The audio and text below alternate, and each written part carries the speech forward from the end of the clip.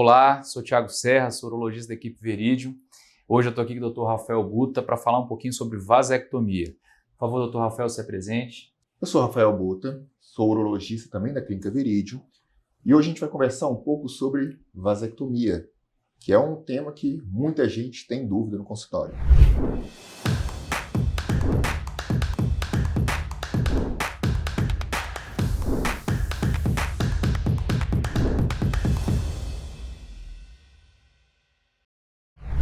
Certo. Então fala pra gente, Dr. Rafael, o que é a vasectomia?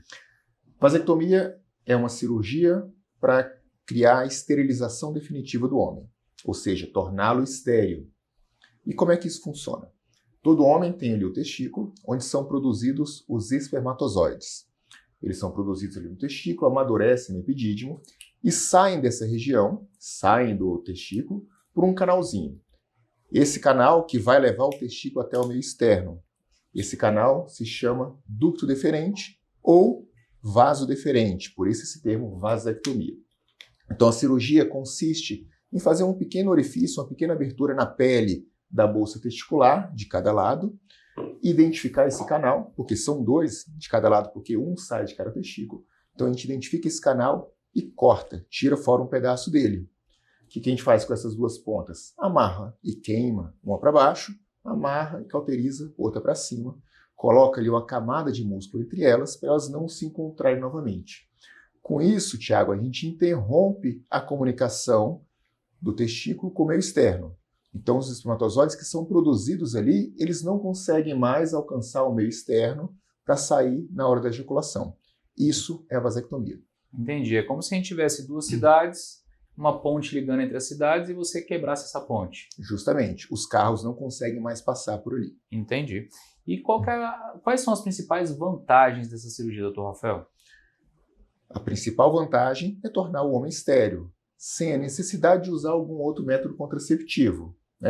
Muitos pacientes que procuram a gente no consultório é porque a esposa usa o DIU, a esposa usa anticoncepcional e eles conversaram entre si e não querem mais usar nenhum outro método, querem só fazer a vasectomia. É um procedimento cirúrgico que é feito em caráter ambulatorial. O que é isso? Vai, opera, volta para casa. Não tem que ficar internado, dormir na clínica, no hospital, nada disso. Muitas vezes feito com anestesia local. Algumas vezes a gente leva o paciente para o hospital, faz uma sedação na veia, o paciente dorme e a gente faz um procedimento que dura por volta de 30, 40 minutos no máximo. O paciente vai embora para casa no mesmo dia e se recupera em casa ali na próxima semana. E é uma recuperação geralmente bem tranquila também, porque é um procedimento minimamente invasivo.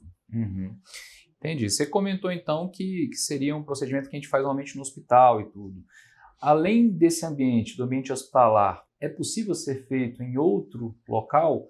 A gente vive num país muito grande, continental, isso seria o ideal. Mas é possível fazer essa cirurgia mesmo sem sedação, fazer com anestesia local em algum outro ambiente? Sim, uma sala de procedimentos é um ambiente que a gente consegue fazer esse procedimento. Eu comentei do hospital porque alguns pacientes falam assim, doutor, eu não quero nem ver agulha. Eu quero dormir e acordar com o procedimento pronto. Mas a gente faz também com anestesia local em uma sala de procedimentos. O paciente vai sentir na hora do procedimento, a gente examinando ali, então tem um pequeno desconforto da gente pegando no testículo, pegando nesse ducto deferente que a gente precisa cortar. Tem o desconforto da picada da anestesia, uma de cada lado, mas é uma coisa breve. Um procedimento que é muito rápido, então o desconforto é pequeno. Os pacientes passam muito bem por isso. Entendi. E um mito e verdade sobre a vasectomia? Tem um paciente que uma vez perguntou para mim, doutor, eu vou fazer minha vasectomia, eu vou ficar impotente? Tem alguma relação com impotência sexual, com virilidade, com qualidade da ereção? Thiago, nenhuma relação. A única alteração que tem após a vasectomia é que se a gente pegar o líquido ejaculado e colocar no microscópio, a gente não consegue mais ver espermatozoide nele. Essa é a única diferença, que aquele espermatozoide que foi produzido ali, ele não sai no meio externo. O resto, todo o resto da vida sexual do paciente permanece o mesmo. A produção e liberação de testosterona é a mesma, porque a liberação de testosterona ela não se faz por esse canal, ela se faz pelas veias que saem do testículo. A ereção continua a mesma, a libido continua a mesma, a ejaculação vai ser basicamente a mesma, porque aquele líquido ejaculado vai mudar muito pouco, o paciente não percebe isso, não afina a voz, não engorda, nada disso. A única alteração é que se pegar o líquido e colocar no microscópio, não vai mais identificar espermatozoide. Então, se tiver alguma outra queixa, é que ele está inventando desculpa, é a muleta para outra coisa. Justamente. Entendi. Justamente.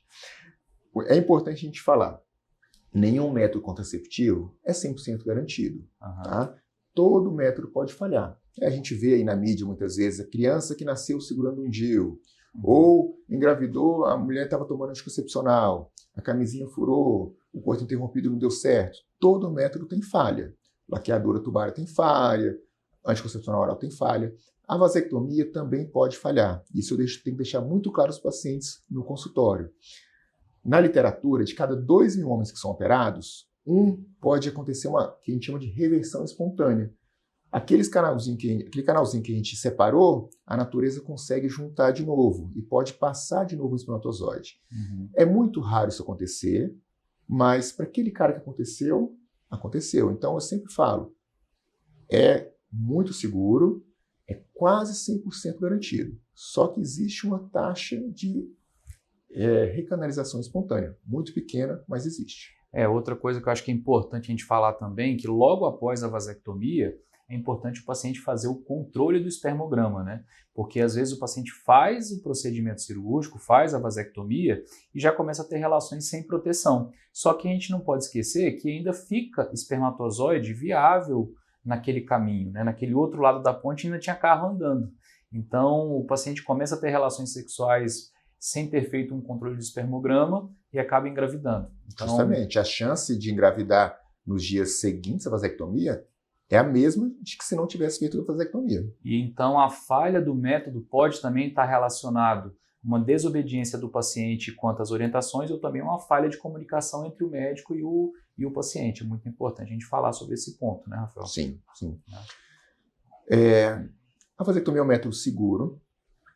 Hoje existe uma lei no Brasil que fala sobre isso, né? Ela recomenda que todo homem tem que ter 21 anos ou 2 filhos vivos para poder fazer a vasectomia.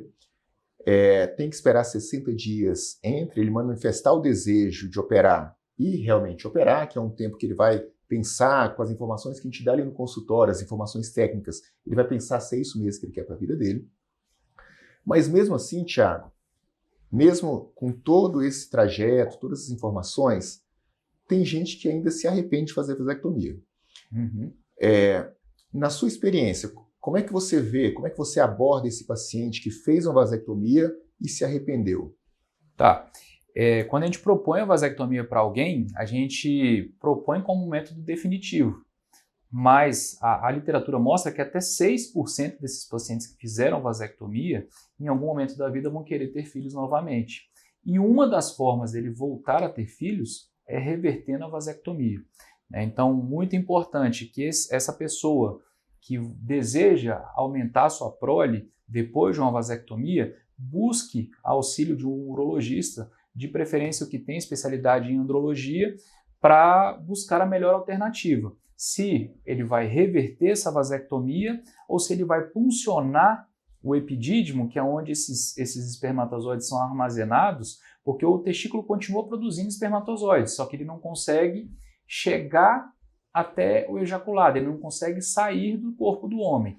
Então a gente pode puncionar também o epidídimo e aspirar espermatozoides, só que dessa forma a gente só consegue gerar um embrião com auxílio de técnicas de reprodução assistida, FIV ou ICSI. Então tem que ser feito um neném no laboratório, né? Muito importante então que esse casal, que o homem e a mulher sejam avaliados para a gente conseguir definir qual a melhor opção para esse casal. Entendi.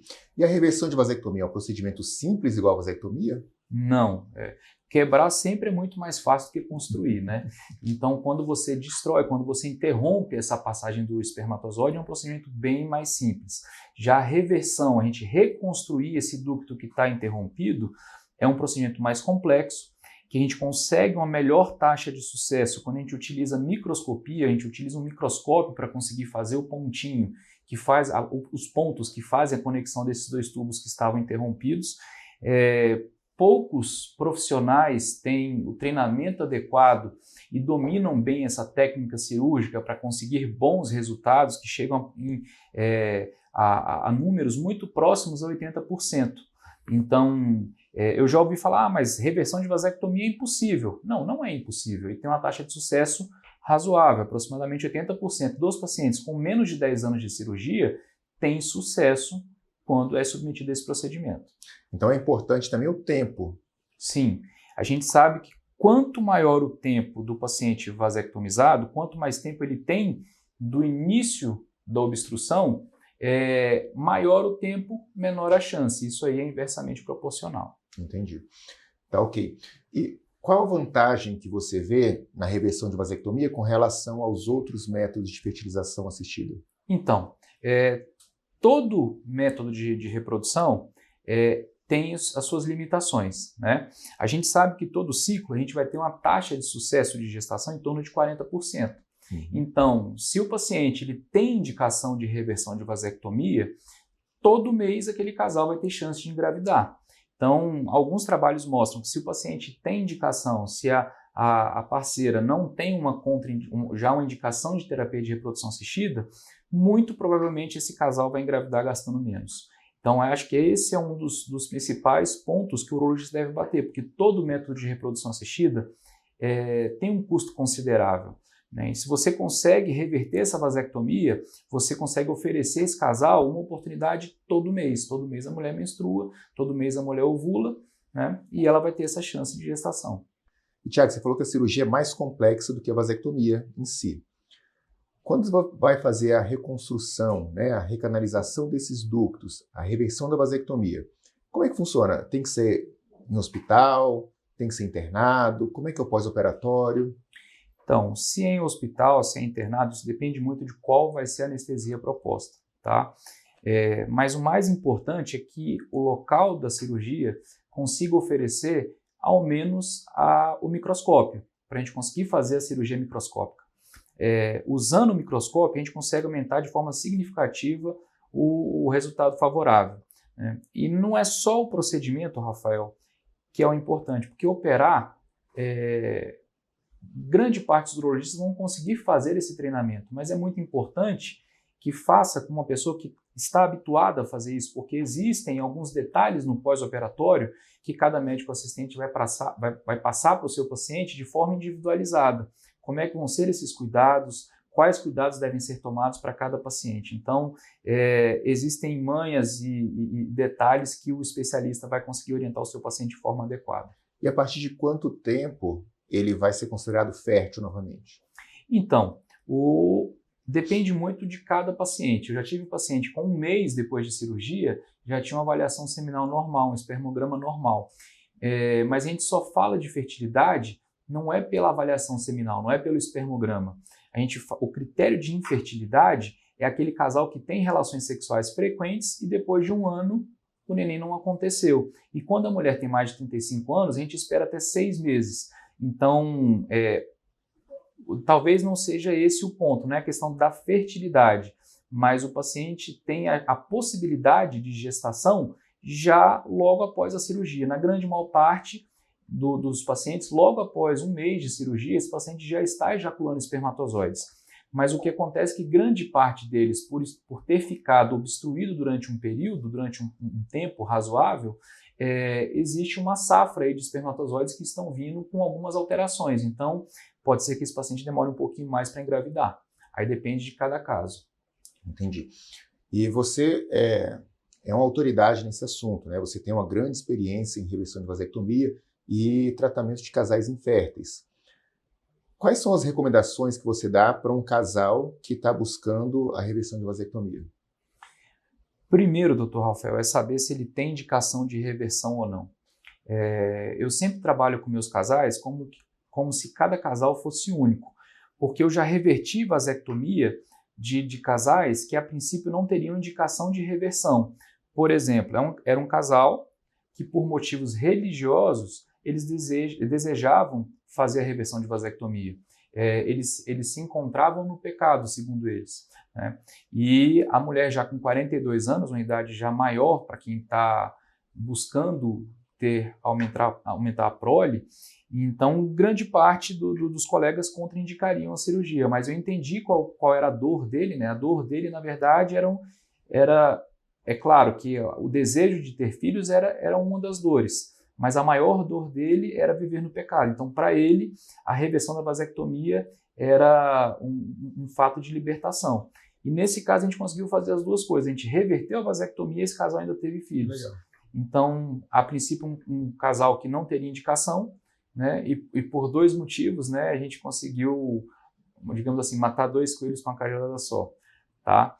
Mas, então, é muito importante analisar cada caso para saber, primeiro, se esse casal tem indicação ou não de reversão de vasectomia, ou se é melhor fazer a punção do epidídimo, a PESA, para fazer a FIV ou a ICSI, como eu falei anteriormente. Uhum. Entendi. E uma última pergunta. O plano de saúde cobre isso? Não, a grande maior parte das vezes não. Eles alegam que como foi um ato que o próprio paciente proporcionou a ele mesmo, né, a lesão ao seu corpo, a grande maior parte dos planos não autoriza. Entendi. Então é um procedimento feito de forma particular. Bom, pessoal, a gente passou aqui por vários pontos da vasectomia e da reversão de vasectomia, assim, dois extremos do mesmo procedimento, né? E eu convido, assim, quem tem mais dúvidas sobre o assunto, ou quem gostou desse assunto, para deixar o comentário, deixar a sua dúvida, e a gente continuar conversando a respeito nos próximos vídeos.